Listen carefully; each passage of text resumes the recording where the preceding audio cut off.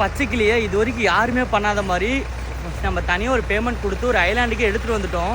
So வேறு மாதிரி இருந்தது. இங்கே பாருங்கள், யாருமே இல்லை இந்த கப்பலில். நாங்கள் மட்டும் தனியாக ரெண்ட்டுக்கு எடுத்துகிட்டு ஸோ நம்ம பச்சைக்கிளியை தனியாக எடுத்துகிட்டு போகலாம் அப்படின்னு சொல்லிட்டு இங்கே பாருங்கள், சுற்றியும் வந்து பார்த்திங்கன்னா பேக் வாட்டர் தான். அங்கே போயிட்டு இப்போ எடுத்துகிட்டு வந்தோம். அங்கே பாருங்கள், யாருமே இல்லை, போட்காரங்க நாங்கள் 3 பேர் தான். வேறு மாதிரி ஒரு தனி எக்ஸ்பீரியன்ஸு.